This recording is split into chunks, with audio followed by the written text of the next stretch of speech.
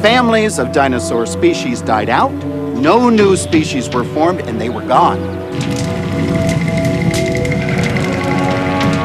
There's an occasional really bad day when a huge rock falls out of the sky and makes terrible environmental disturbances.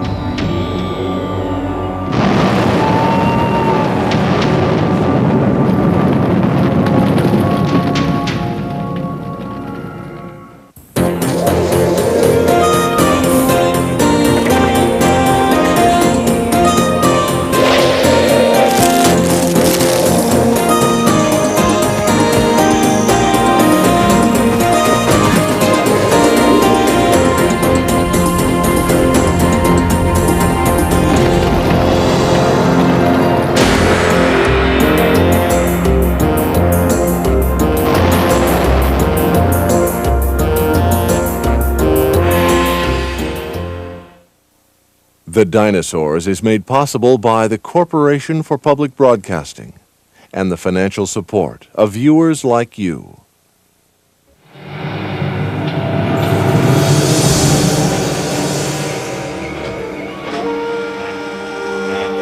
For 160 million years, dinosaurs roamed the Earth, the most successful land animals ever. And then, 65 million years ago, in a matter of moments, geologically speaking, they disappeared. It is one of the greatest mysteries of science. What happened? Was it a catastrophic change in the Earth's climate?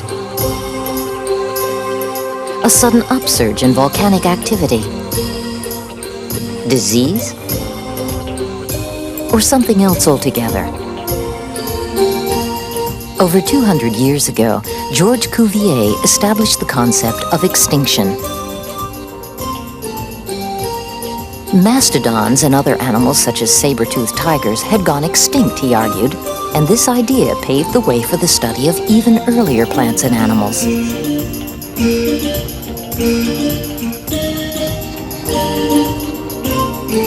The fossil record shows individual species of sea and land creatures disappearing at intervals of 5 million years or so.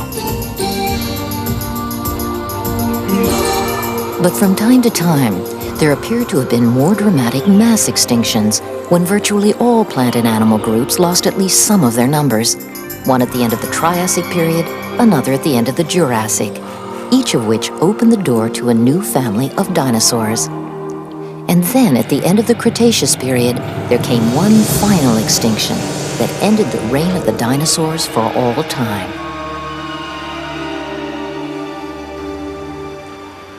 These mass extinctions are very special and very terrible events. Paleontologist Bob Bacher. It's not just one species going extinct. That happens all the time. But usually, you lose a species, a new one evolves, the whole family of species keeps on going. But right now with the great cats, most of the big species are extinct. We're not getting any new ones, and pretty soon all of the great cat family is gone. That's what hit the dinosaurs. The families of dinosaur species died out, no new species were formed, and they were gone. It was a horrendous geological crime. Who is exterminating the great species again and again and again? Let's look at some of the potential criminals. One good suspect is the environment, a change in the climate of the planet. Throughout the age of the dinosaurs, the average temperature on the Earth was warmer than it is today. If the temperature had risen or fallen drastically, plant life would have withered, and animals, especially large animals, would have died out. Glaciers might have brought about that climatic change, the result of shifting continents and shifting winds. Perhaps ice built up at both poles, causing the winter to become incredibly cold, and dinosaurs, with no hair or feathers for insulation, couldn't sustain their internal temperature.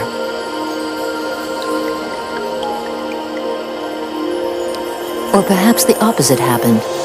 An explosion of volcanic activity that spewed red-hot volcanic dust into the atmosphere, blotting out the sun's rays. On this theory, dinosaurs would have had no warning of the approaching Holocaust. it would have all happened in a flash.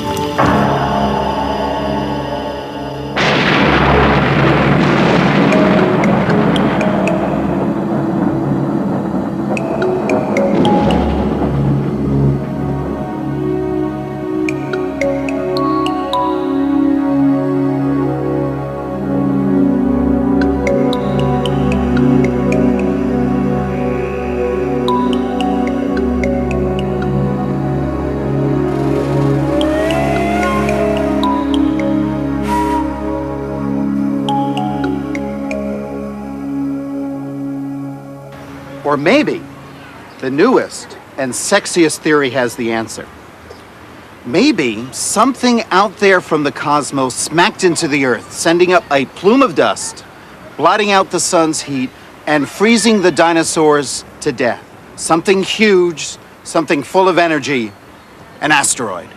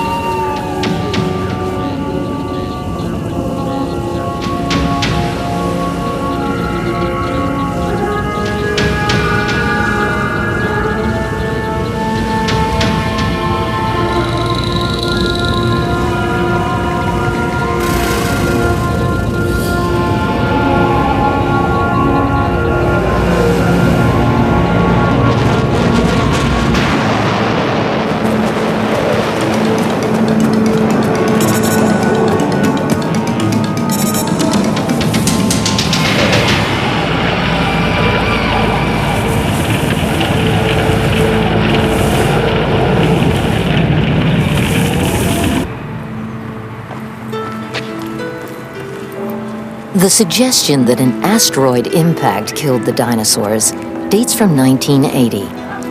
It came from a team of Berkeley scientists led by geologist Walter Alvarez. Back in the 1970s, I was working in Italy with a group of other geologists and geophysicists on a project that had nothing to do with the dinosaurs. We were dating the reversals of the Earth's magnetic field that were recorded in a series of rocks that had been deposited on the floor of the ocean, one after the other like this, sort of made a book of Earth history. And while we were doing that work, we kept walking past this very intriguing layer of clay, and so I cut out a piece and brought it home. You can really see what's going on here. This layer is the top bed of the Cretaceous. This corresponds in time to the last times that the dinosaurs were alive. And this bed up in here is the first bed of the Tertiary, which is after the dinosaur extinction was over. And in between them is this layer of sort of red and green clay. And it seemed as if that had to be telling us something. So I cut out this piece of rock and brought it home, and not only was it interesting to me, I showed it to my father. It was interesting to him, too, and we decided, let's see if we can find out what is responsible for that clay. Walter's late father, Nobel Prize-winning physicist Luis Alvarez, started by trying to date the clay layer to see how long it took to accumulate. What he found was the first clue to the impact theory. The clay was found to contain huge amounts of cosmic dust, specifically a platinum-like metal called iridium. Alvarez knew that while iridium is rare on the surface of the Earth, it is abundant in asteroids and comets. It was evidence, says Walter Alvarez, that a giant asteroid collided with the Earth.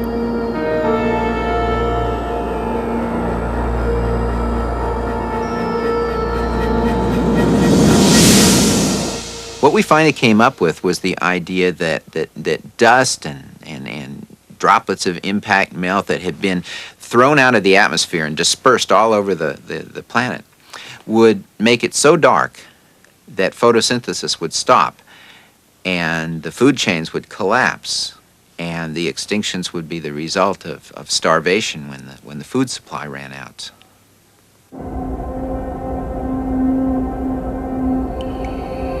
Within hours of the impact, according to the Alvarez group, a great cloud of dust began to envelop the Earth. Beneath the cloud, day turned to a permanent night. The food supply dried up. Dinosaurs and millions of other creatures perished in the cold and the dark.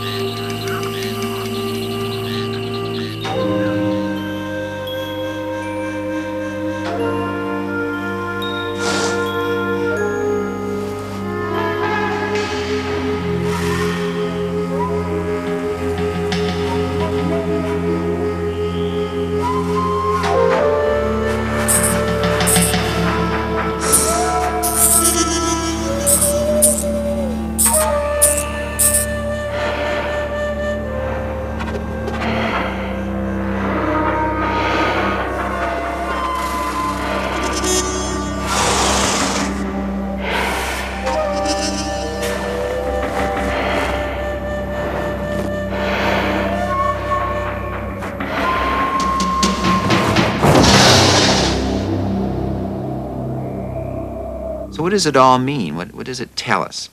It really tells us that there was a little more to evolution than Darwin realized. Darwin had it right, but he didn't have the whole story. Darwin said that in order for a species to survive and flourish and produce descendants, it had to be well adapted. It had to be very good at making a living in the normal world that it lived in. And what we're finding out now is, yes, that's true. That's absolutely true. But in addition, there's an occasional really bad day when a huge rock falls out of the sky and makes terrible environmental disturbances. The idea that dinosaurs were the victims of a direct hit on planet Earth is chilling and enthralling. But is it true? Our investigation begins at Makoshika State Park in southern Montana. The rocks here are a record of the Earth as it was just before the dinosaurs disappeared. We're going to line you up on the outcrops to do the survey, and you'll be about 10 or 15 feet apart, and you're going to walk slowly over the outcrops, looking for fossils. When you find Diane Gabriel and David Fastovsky have brought these volunteers to Makoshika to count bones. With their help, they hope to settle a vexing question. Was the dinosaurs' demise sudden, as the impact hypothesis suggests, or did they die out gradually over the course of several million years? So let's walk over that way. There's never been a good answer to the question, because the number of dinosaurs alive at any given time has never been properly calculated.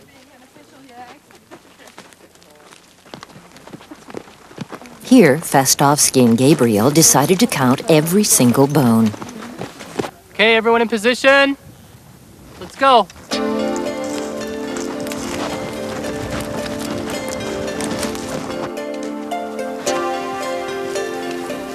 Remember to stay in line as much as possible.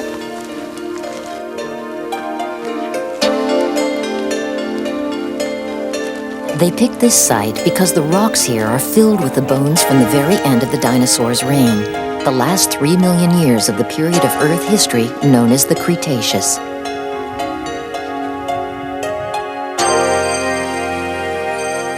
The boundary between the Cretaceous and the Tertiary period that followed is marked here by a blue band running through the rock. Above the boundary, there are no remains of dinosaurs to be found. But below it, they are everywhere. All you need is patience and a pair of eyes sharp enough to spot bone half buried in the rock.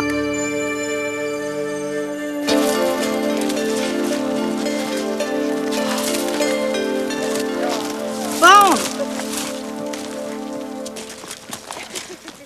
We have bone, yes! Oh, okay. We'll be right there. We're on our way, Jackie.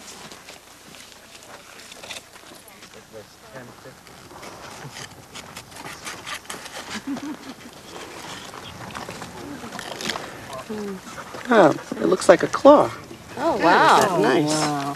Really nice. Yeah, it looks like an ornithomimid to me. One of those ostrich-like dinosaurs. Oh, yeah. Yeah. What'd you find? We found an ornithomimid claw. Well, that's terrific. Real nice. Well, what do you think? Every find is meticulously recorded. Type, position, and the kind of rock in which it is preserved. Yeah. Cross-stratified sandstone. Yeah, medium gray and cross. For the past 3 years, Fastovsky and Gabriel and their colleagues have counted bones in the most complete dinosaur census ever taken.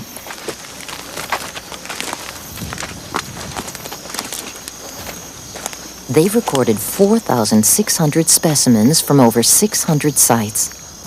Right up until the end of the Cretaceous, their evidence suggests, the dinosaurs were doing just fine. The predominant animal that we found in our survey was Triceratops. The ceratopsians are really abundant at the end of the Cretaceous. And the next one would be the duck-billed dinosaurs, probably Edmontosaurus. And we found a lot of ornithomimids and animals like that. But we've also found lots of the small carnivores, the ones that scavenge and pick up after the other ones have killed them.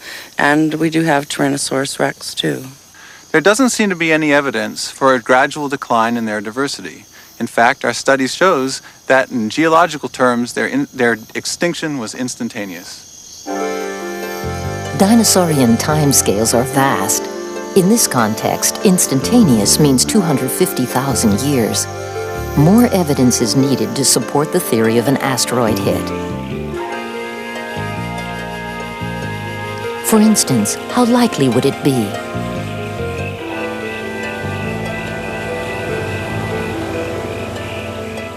Once each month, for the few days when the moon is dark, Jean and Caroline Shoemaker come to Mount Palomar Observatory to find out.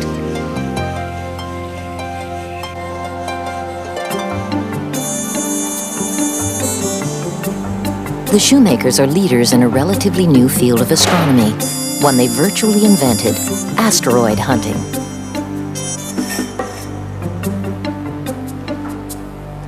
When we started our program here in 1973, there were a dozen known Earth-crossing asteroids. They'd all been found accidentally over the course of some decades. And we began a systematic search then to look for more of them. At the present time, we know over 110 Earth-crossing asteroids have been sighted. Picking asteroids out of the sky is slow work. The telescope is swung into position to photograph a precisely designated portion of the night sky. Each exposure requires several minutes of constant attention. 10, 11, 12, 13, 14, open. On 34 minutes, 15 seconds.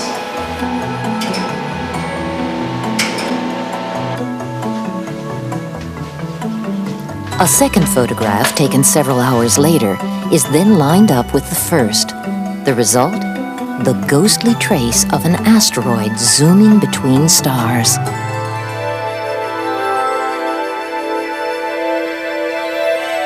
This one was discovered by the Shoemakers in March 1989.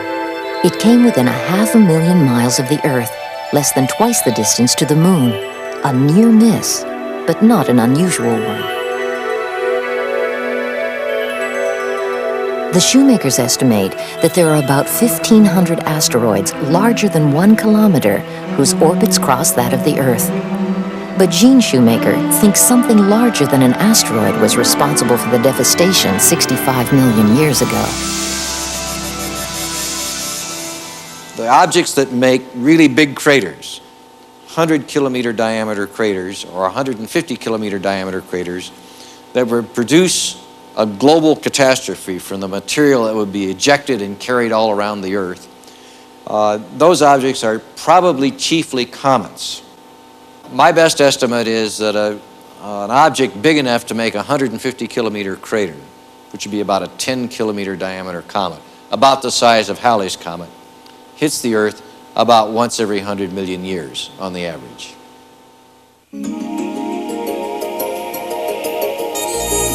Asteroid or comet, If a huge ball of rock fell out of the sky, surely more than dinosaurs would have been affected. Here in Zumaya, Spain, more evidence to consider. A group of sea animals, totally unrelated to dinosaurs, disappears from the fossil record at the exact moment of the dinosaur extinction. Dr. Peter Ward from the University of Washington in Seattle has come to Zumaya to conduct the kind of head count for sea animals that Fastovsky and Gabriel carried out with dinosaurs.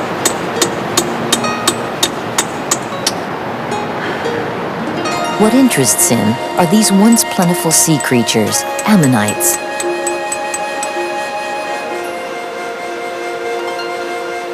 This is an ammonite fossil from these cliffs.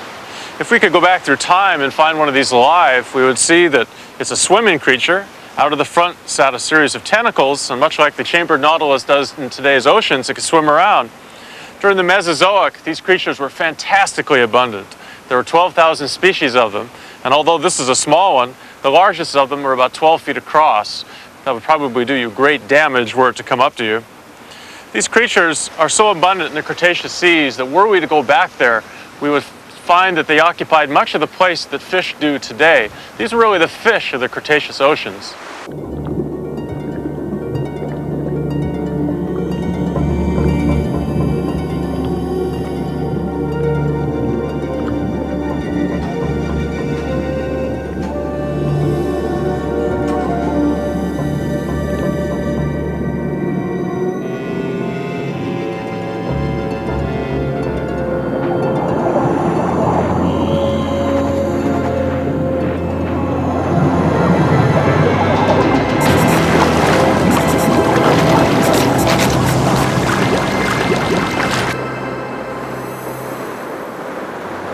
Here in Zumaya, the boundary between the Cretaceous and the Tertiary is hidden in a depression running beneath the overhang of a cliff. Until recently, Peter Ward thought that ammonites died out well before the end of the Cretaceous. His latest research is revealing a different story. The gully I'm sitting next to is composed of a clay layer, which is the boundary between the Cretaceous period and the Tertiary period. The rocks I'm sitting on are Cretaceous rocks. The limestones over my head are the first Tertiary rocks. Ammonites can be found in relatively common numbers within these rocks, and the last of them are found within inches of the boundary. It seems that the ammonites at the end of the Cretaceous were thriving. They were producing new species, they were flourishing in their communities, and then suddenly, without warning, they disappeared.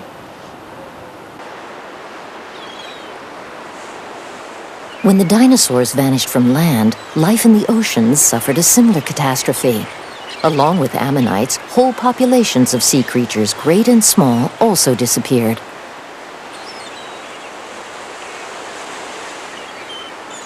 But could an asteroid produce such global devastation?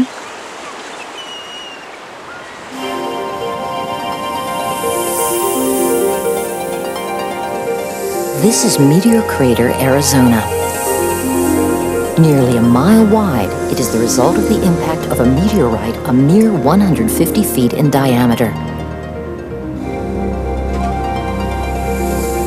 For the Alvarez theory to work, the meteorite that wiped out the dinosaurs had to be 220 times larger. Let us suppose it was. What would its effect have been?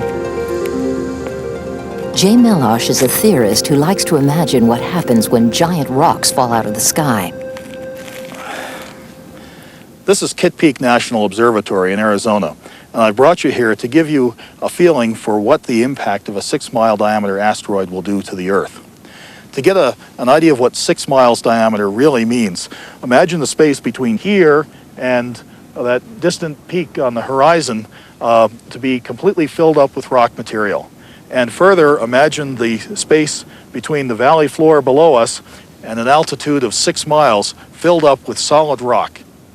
This enormous ball of rock will be rushing toward the Earth at 50,000 miles an hour, a speed that, if you were riding it, would take you from here to New York in under 3 minutes.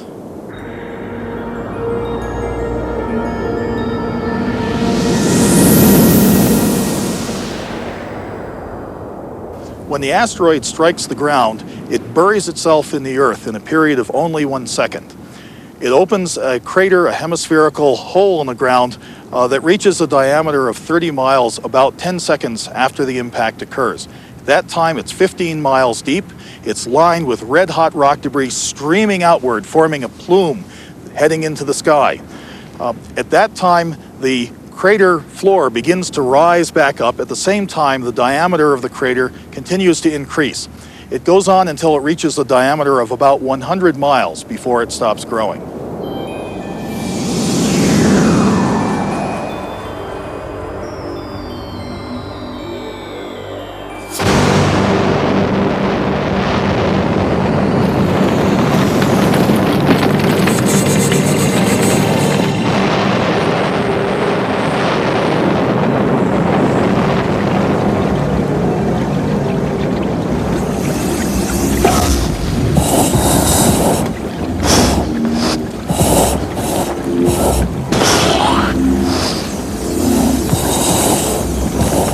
What happens next is really interesting.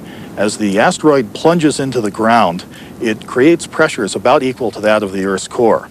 Under those pressures, the asteroid and also some of the Earth rock melt and vaporize and expand back out of the crater as a plume or glowing cloud of very high velocity gas and dust. This cloud expands at velocities up to the Earth's escape velocity, sending the debris into ballistic orbits that eventually rain back all over the Earth.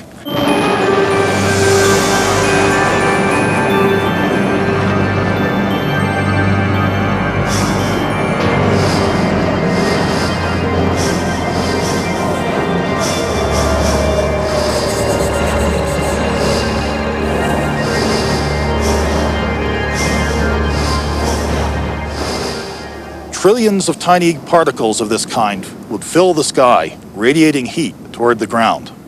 On the ground, you would feel an effect very similar to that of an oven on broil, lasting for about an hour. The even green vegetation would dry out and begin to burst into flames spontaneously as a result of this thermal irradiation, causing global forest fires.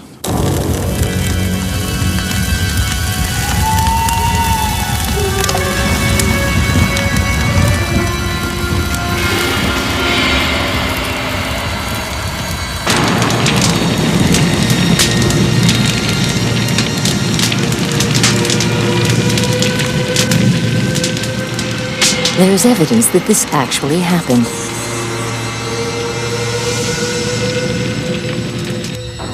Millions of microscopic carbon spheres have been found in the clay that was deposited at the end of the Cretaceous period. Soot from some enormous conflagration. And this clay layer has more surprises in store.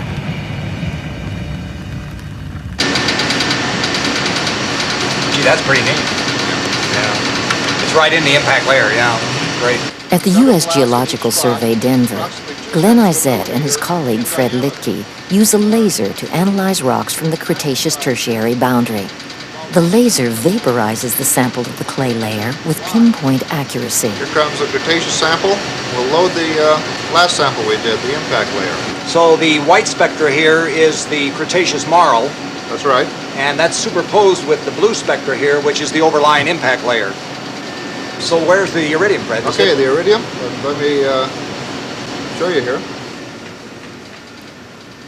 Iridium, rare on Earth but common in asteroids, is shot through the rock.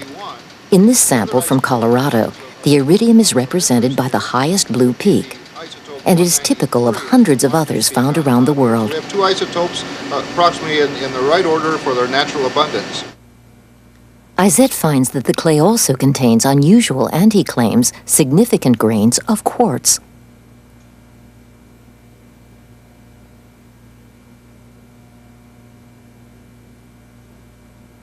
Viewed in polarized light, quartz usually appears featureless. This is the quartz from the boundary layer. It shows these very peculiar lines through the quartz grain. They're oriented in this particular grain in this direction and this direction. These are called shock lamellae, and the only place that these have been found in rocks of the Earth's crust happen to be at high-yield nuclear explosion sites or at known meteor impact sites. Iridium, soot, shocked quartz. All these pieces of evidence do point to an asteroid impact at the end of the Cretaceous. But if an asteroid did hit the Earth, where's the crater? It would have to be on an order of magnitude many times larger than the crater in Arizona.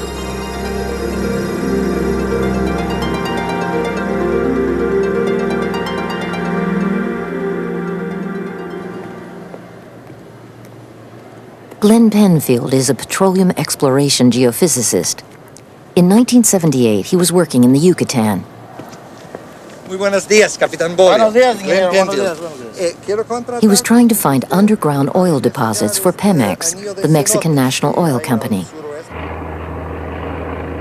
In a series of aerial surveys, he measured faint variations in the Earth's magnetic fields. With luck, these would reveal oil-bearing structures beneath the surface. The work was straightforward enough. But as the survey progressed, something unexpected began to emerge. From the beginning, when we first collected data from the aircraft, I began noticing a pattern of extraordinary symmetry in the magnetic anomalies. Later, we put these into a map, and the picture held up, one of a zone of highly magnetic material, an enormous ring of very intense magnetic anomalies that you can see here on the map, about 70 kilometers across, very, very strong gradients in the field. Further out, a ring of very subtle features with a diameter of about 210 kilometers. A similar sort of configuration of anomalies is visible in the gravitational data.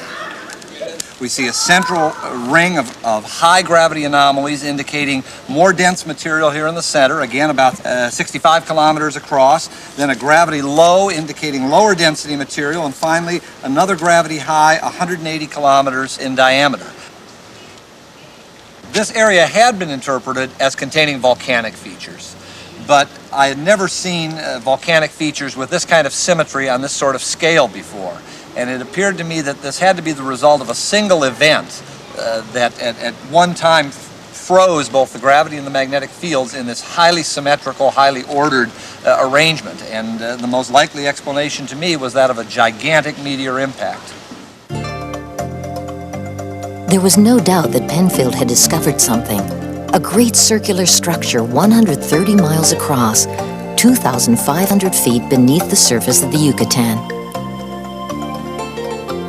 In his mind's eye, Penfield saw a multi-ringed crater, complete with a raised central region and concentric rings. But where was the physical evidence in the form of actual rocks? We lacked any samples to prove it. We had these excellent geophysical data sets, the magnetic and the gravity data, but not the physical samples which could establish once and for all that this was a gigantic impact feature. In the 1950s, the oil company had drilled exploratory wells in two places in the Yucatan. Samples of rock had been taken from both sites. But when Penfield asked to see them, he was told they had all been lost or destroyed. In 1982, refusing to give up, Penfield went to the Yucatan to see if some rock samples had been left at the sites. First, he looked in the village of Sacapuk.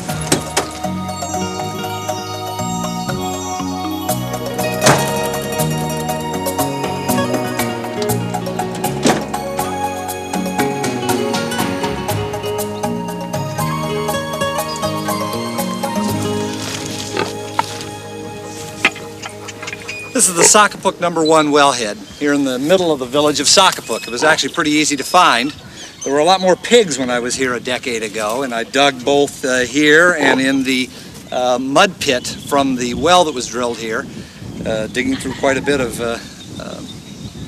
pig manure that had been left for the last 30 years, in order to find the samples that might prove that this was an impact feature. This well was drilled to 1,500 meters, and for the first 1,000 meters it was just a monotonous sequence of white limestone rock.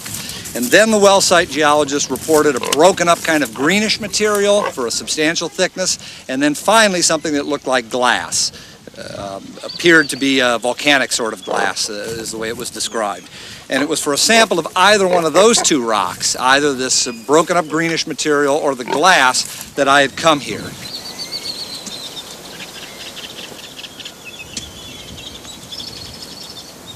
The Sakapuk site yielded nothing useful, so Penfield went to the neighboring village of Chicxulub.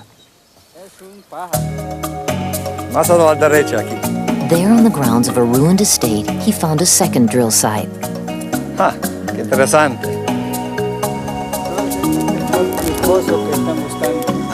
Creo que sí, creo que sí.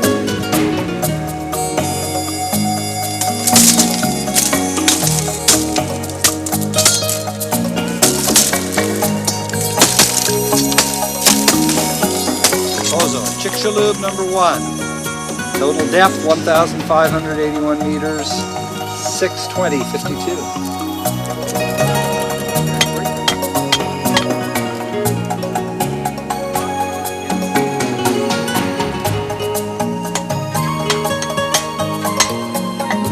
The final result of all my searching at Sakapuk and Chicxulub really amounted to very little. I had a few samples of cement matrix with some shards of rock in it that may or may not have come out of the wells. They weren't really amenable to any kind of analysis that would show that Chicxulub was an impact feature. And so, for the time being, I was completely stuck. Penfield had come up empty. He wrote up his findings and went back to work looking for oil. In the meantime, the Alvarezes had proposed their asteroid theory. Now everyone was searching for the crater, but not in Mexico.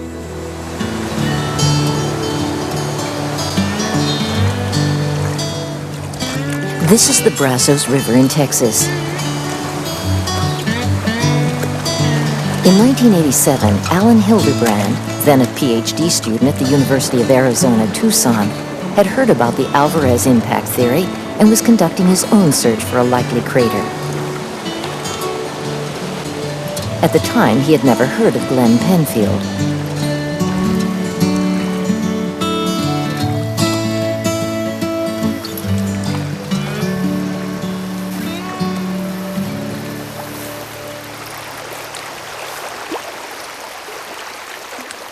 Today, the Brazos River here is about 200 miles from the Gulf Coast. 65 million years ago, the late Cretaceous sea covered this area. Here was about 500 feet deep. Along the banks of this river, we see the fossils of ammonites and other marine creatures that lived along with the dinosaurs and went extinct along with the dinosaurs at the end of Cretaceous.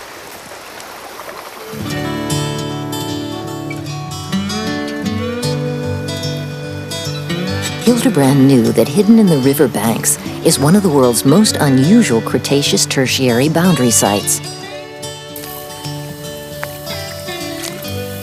In most places, the Cretaceous and Tertiary rocks are separated by a very narrow clay layer, one that is no more than a half-inch thick. But on the bank of this river, there is a rubble-filled interval almost 3 feet deep. Here, the dividing line between the world of the dinosaurs and the world that came after is startlingly clear.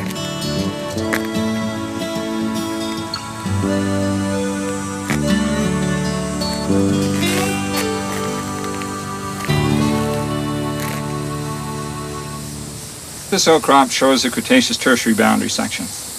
My feet are resting on the Cretaceous sediments. This is mud that was deposited in a sea that was about 500 feet deep. Here's the base of the Tertiary. From here upwards, we have sediments that represent a time when the dinosaurs were extinct. There's about 3 feet of sediment in between that indicates something extraordinary happened here. In particular, this lump of gray clay, which is a bit indistinct. You can see it goes around like so. This is a boulder about 3 feet across. Something happened that was able to uproot this gray clay from the Cretaceous seafloor and transport it and dump it here. Similar deposits of rubble like this occur all along the southern coast of North America at the Cretaceous-Tertiary boundary.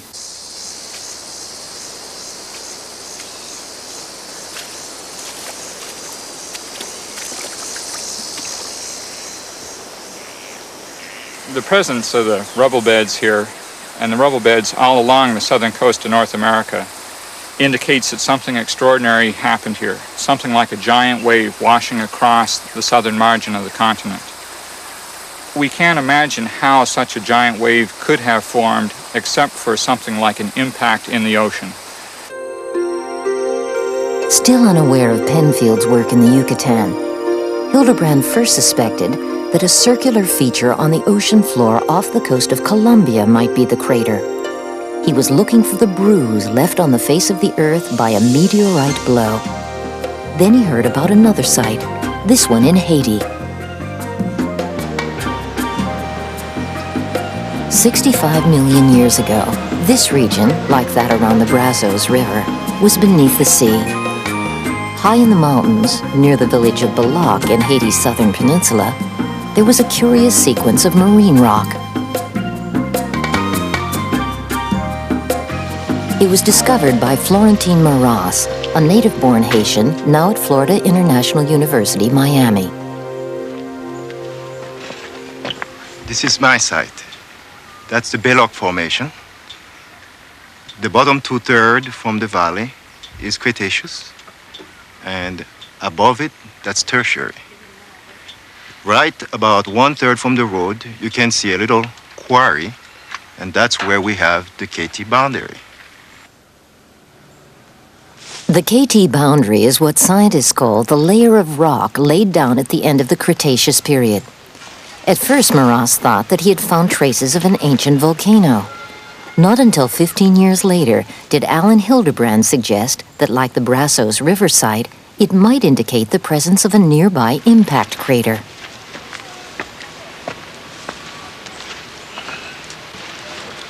Okay, this is another piece of the boundary layer. As you can see here, it is very, very distinct.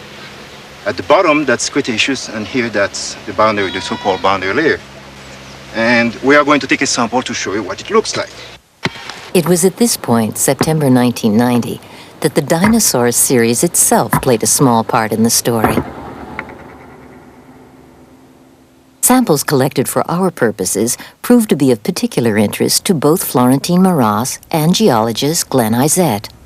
Here's a sample of the rock that you see here being collected by Florentine Maras and that the dinosaur production team was kind enough to bring back from Haiti.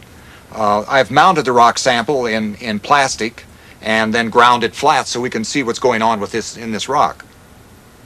What really drew my attention is this zone here in the base of the sample, about 2 centimeters thick, of greenish black pellets.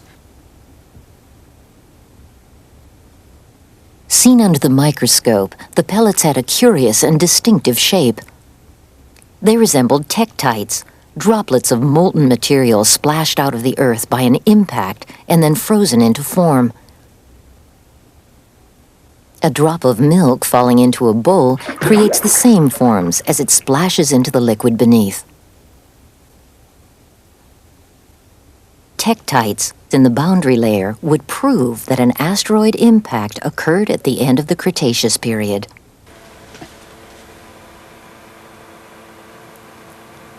Izett took a closer look at the interior of the molten pellets.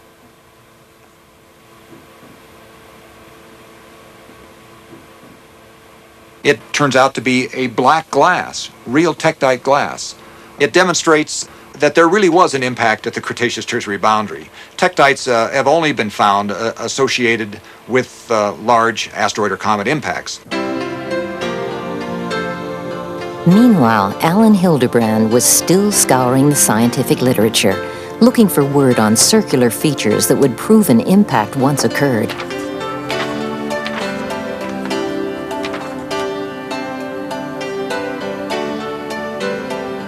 Finally, he came across Penfield's article on the Yucatan crater. In it, Penfield mentioned the lost samples of rock.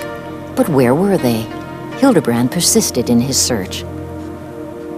I wrote people, I called people, I talked to dozens of different people, and finally, with the help of colleagues, we got lucky, and I found that a set of samples had been sitting in New Orleans for the last 20 years. In April 1990, Hildebrand passed the information along to Glenn Penfield. and Penfield paid a visit to the geology department at the University of New Orleans.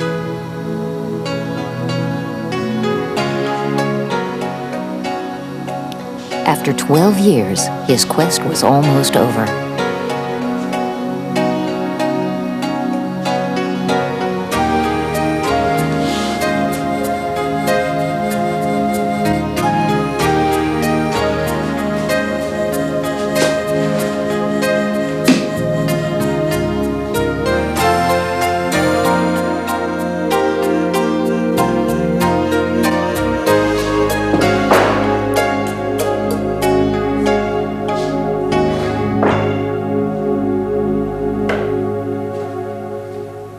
This is typical of the limestone rock present in the Yucatan No. 2 well. The well that had been dug in Chicxulub. There were scores of samples produced as the drill chewed its way through 10,000 feet of the Earth's crust. They all looked pretty much alike, except for one. This one here, from 301 to 303 meters, is unlike any of the others. It's green, full of fragmented shards of broken up rocks that existed previously. It has a texture totally unlike any of the other samples of the limestone throughout the well. And it signifies a rock put together of fragments of pre-existing rock, disordered and jumbled together and broken up. Penfield sent a sample to Alan Hildebrand to look for the key features that would signify the impact of a comet or asteroid, iridium or shocked quartz. When Glenn Penfield sent me the first samples we'd found in New Orleans, we did a couple of separations of them, and we found some shocked quartz in both of the samples. And of course, with the duplication and the care we take in making these preparations, we were quite sure that we'd established that shocked quartz occurred in this deposit outside but near the crater. And so likely the big hole nearby was a crater. Millions of years ago, something happened here. A titanic explosion that sent shock waves hundreds of miles in every direction, carrying debris at least as far as the coast of Texas. We're sitting here at ground zero in the Chicxulub crater. It stretches for 90 kilometers in every direction around us and represents one of the most cataclysmatic events in the Earth's history. We named it Chicxulub, both for the village nearby here and for the first well that was drilled into the structure, but also appropriately because Chicxulub in the ancient Mayan dialect means the tail of the devil. The Yucatan crater is in the right place, and it's the right size. But is it the right answer? Perhaps the dinosaurs were already going extinct. Scientists know that 61 kinds of dinosaur were alive 6 million years before the end of the Cretaceous. But 2 million years before the end of the Cretaceous, there were only 18.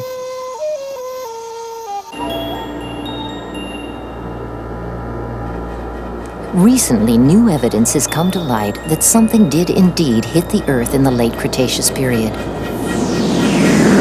Most paleontologists are reluctant to accept the idea that this event could have extinguished the dinosaurs. Okay, the asteroid theory. Does it explain the extinction of dinosaurs? There are problems. There is the frog problem. You see, there are thousands of species of tropical frog today, and frogs are immortal as family of species. They never suffer mass extinction. When the mammoths went extinct, the frogs survived. When the dinosaurs went extinct, the frogs survived. And frogs are very delicate animals, very delicate to climate change. If you smacked the Earth today with an asteroid, blotted out the sun, you would freeze frogs long before you'd freeze a big animal. What kills off big animals like dinosaurs or elephants? What does an elephant do that a frog doesn't? Elephants spread. Dr. Bacher points out that large land animals, such as elephants, travel enormous distances in the course of their lives. In this sense, dinosaurs resemble today's fast-moving beasts, capable of traversing large expanses of terrain.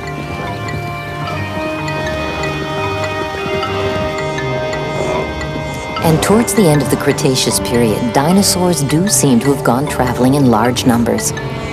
Newly formed land bridges connected previously isolated continents and made it possible for dinosaurs, if they wished, to walk from Mongolia to Montana.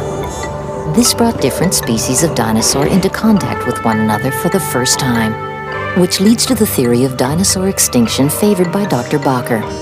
Bakker points out that in the late 19th century, the disease rinderpest spread from Asia to Africa, threatening the extinction of nearly 40 species of African antelope. In the same way, he argues, when dinosaurs crossed the land bridges, they were exposed to new strains of disease that could have wreaked havoc among dinosaur populations. Like the colonists who brought measles to the Americas, when dinosaurs spread, they spread disease and became in turn the victims of their own relentless exploration.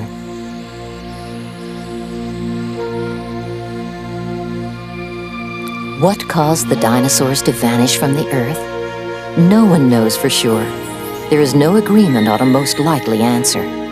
But what we do know, as a result of the surge in dinosaur studies over the last 40 years, is that the old picture of dinosaurs was wrong. These were not sluggish, small-brained blimps. They were gloriously varied creatures, some striding boldly along on 4 legs, others skimming the ground on 2. Some were hot-blooded, many were gregarious and social. They traveled far and wide, armed and ready to do battle for food or to die in defense of their young. Tyrannosaurus rex, Iguanodon, Brontosaurus, Deinonychus, Stegosaurus. Though long dead and buried, they still roam free in the forests of our imaginations. And more of their kind wait still, frozen in stone, to enthrall those who come after us, children and scientists alike.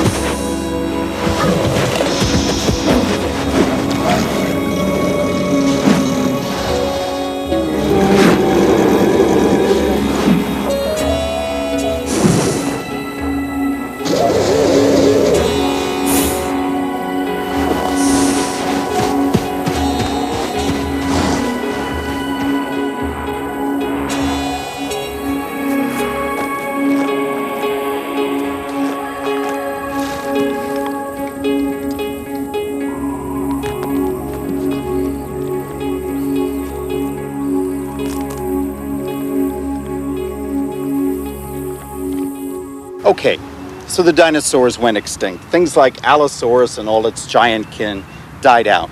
Is that a tragedy for everybody? Well, no. If you were small, you survived. And if you were small and furry and had a twitchy nose and beady eyes like this chap, you could evolve into a wonderful range of big mammal families. You could evolve into moose, you could evolve into aardvarks, into warthogs, into apes, into humans. So from an ancestor like this came people. Humankind owes its success story to the extinction of giant dinosaurs.